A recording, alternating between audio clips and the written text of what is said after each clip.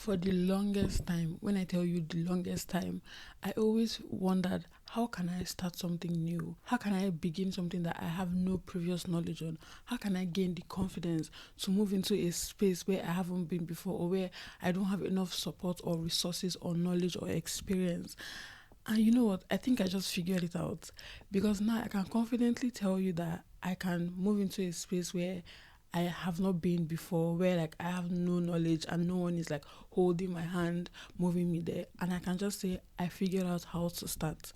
And I'm not saying I'm the best. I'm not the best yet. There are still things that I haven't figured out yet. But comparing myself 2 years ago and now, I can confidently say I am way better at starting new things and feeling much more confident and following it through, even if I don't see results just immediately. So the secret to starting isn't in the planning phase or isn't in how much knowledge you have. And I'm going to share everything that I know in this video. So it's just mindset shifts and simple tips that made me to finally take that action that I've been wanting to take. So if you've been struggling to start something new just because you don't feel confident enough or you feel you lack support, this video is for you.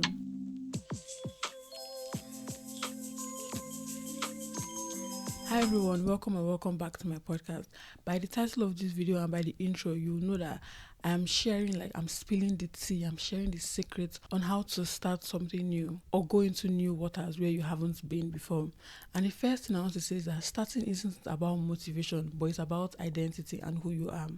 I've said this a lot on my podcast so many times, but I'm going to say it again. Our brain is constantly taking notes on who we are based on our actions. So before you even start anything, you identify with what you want to start.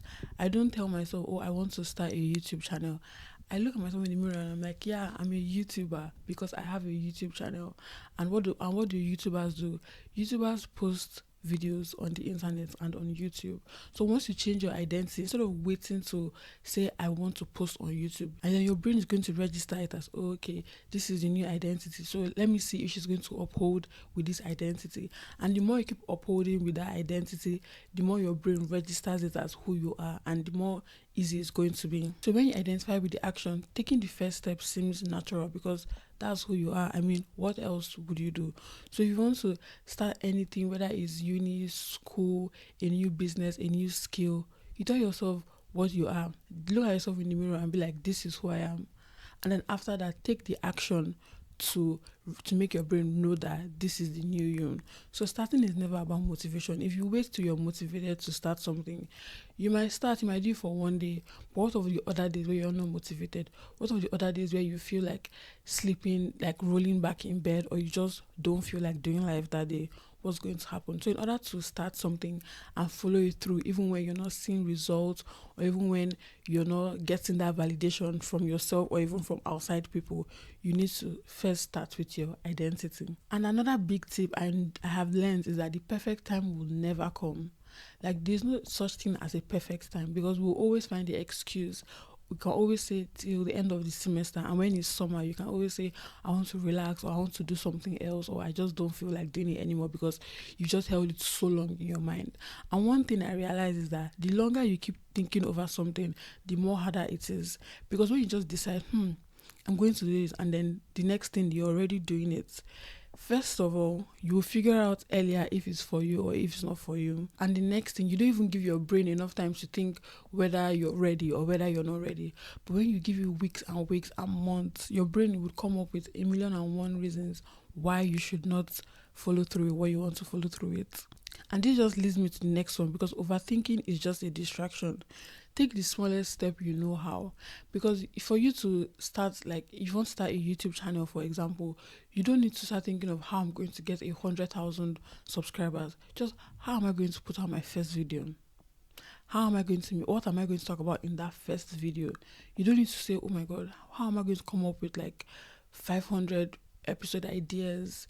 Or how am I going to come up with 20 episode ideas? Because I can confidently tell you, just have like one idea and just make a video about it, and then next week will figure out itself. Just that one idea you have, just do. You don't have to come up with all the ideas first, because I know that that's something that might be holding you back. Like you don't know what you'll be talking about long term, like forever and ever.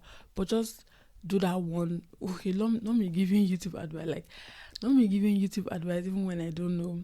But anyways, just do the smallest step possible. And failure is inevitable. Like, you can't change that. So the better way to do it is to fail fast. Fail as fast as you can so you can move on to the next thing. Also, you can learn quickly. So if you're so scared of failing, that would keep you in a decision phase. You keep planning just to avoid failure.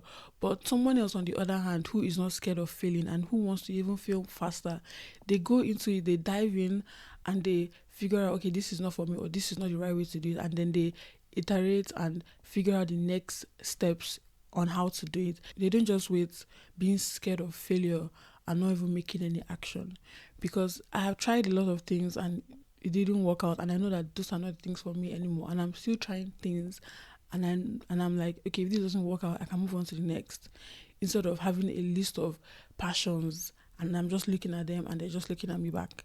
So start something, even though you're not confident in it yet. With time, action, you're going to get much more confident doing it, because at the first time it feels weird. Anything you do for the first time feels weird. Every single thing you do. So why should you pursuing your dreams not feel natural to you at the first time? Like, you're putting such a high standard on it. And what I want to reassure you is that starting is the hardest part. Like, when you're even pushing like a rock or something, just getting the rock moving is the hardest part. But when you get it rolling, it just kind of like glides down. Same thing with starting something new. Starting something new is super hard. Like, just that first few weeks is like, because there's just so much to do. There's just so much that you're anticipating. There's just so much that is in your mind on how to do. But when you get over that first step, just know that it's going to be easier.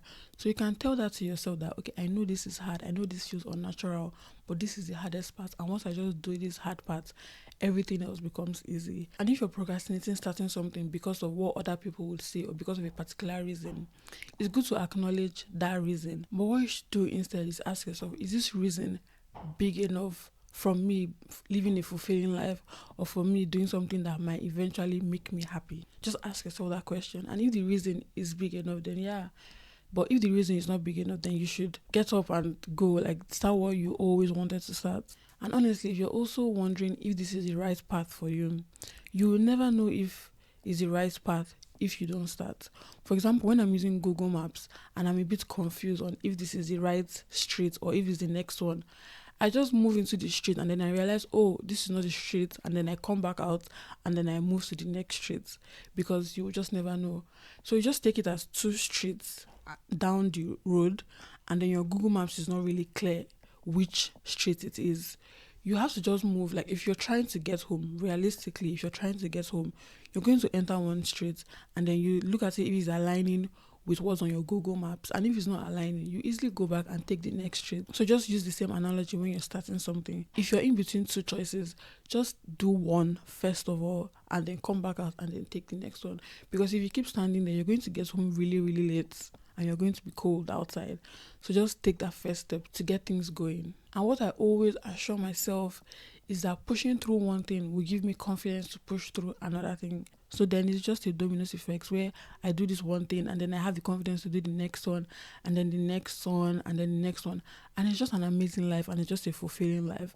So this is what I tell myself as well, to hold myself, to keep my mind calm. I now tell myself, okay, if I do this one thing, I might be able to do much more challenging things in future. So that helps me, that keeps me accountable, because I know that I want to eventually take on more challenging things in future. I know that the level of my difficulty is not where I want to be forever. I know that eventually I want to grow, I want to succeed, and I want to do better and bigger things in my life.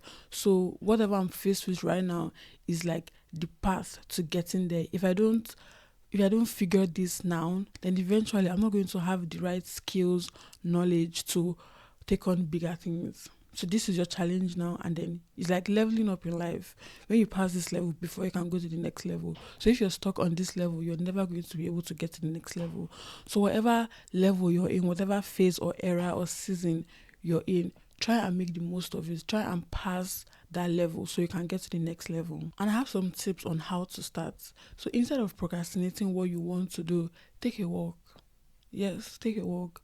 I remember when I wanted to like start the first episode of this podcast, I was saying tomorrow, tomorrow. And then I didn't take a walk because it's really cold outside. But then I brought out like my pen and paper, and then I journaled about it. And I was like, why am I like putting this off so much? This is something that I want to do. I have all the resources, like I have a mic and a camera now. So why am I not doing this? And it just gave me clarity. So taking a walk would also give you that kind of clarity, because honestly, journaling is hard work. Like my hands are cramping all the time because my brain just produce words way faster than my hand can even move. So taking a walk and just thinking about why you're procrastinating this, why you're so scared of doing this thing, would give you so much more clarity. I also did this like a few days ago with another project that I'm working on, and I've been procrastinating starting, like I would say I haven't worked on it for like 2 months, and I've been thinking to myself, why am I so scared of starting this? This is the phase I'm in. This is the level of difficulty. Why am I scared of doing this level of difficulty when this is the time for it? I will never have another time to do what I'm doing right now. So I just figured it out, and I realized that it was fear, like it was serious fear, fear of failing, fear of just being stupid.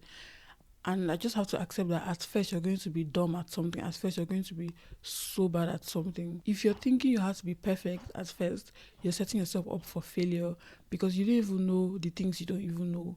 There's so much knowledge out there. So you're thinking you want to get all the knowledge first.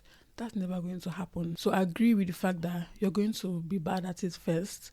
But if you want to get good at it, you have to pass that being bad at its phase. And planning isn't all bad, but don't overplan. Having a clear idea of what you want to do would help you so much. Even if it's just like the first few steps, having that just being clear would help you. So pen and paper always does the magic.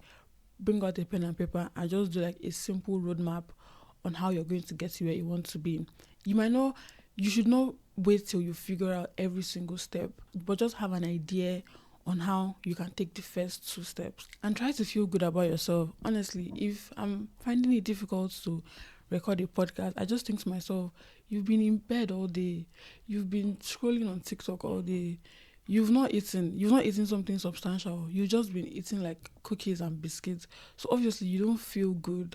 Feel good about yourself. Put your hair in a nice way, wear a nice top, just do something that will make you feel good. I try to like drink green tea, drink lots of water, and just put on lipstick, because that makes me feel good, and that would give me confidence to start. So if I'm just like sitting down and I'm just in my room and not doing anything, of course it's going to be difficult to start. Of course it's going to feel, who am I to even be recording podcasts? But when I like make myself feel good, look good, drink my tea, it's just easier and it's just better. And the last thing I want to talk about is just you feeling unqualified, feeling not good enough. And I think it's safe to say that everyone feels like this at this point, except if you have like this huge confidence. But on average, almost everyone feels not good enough at first, because honestly speaking, they are not good enough at first. So you're just going to get good by being bad.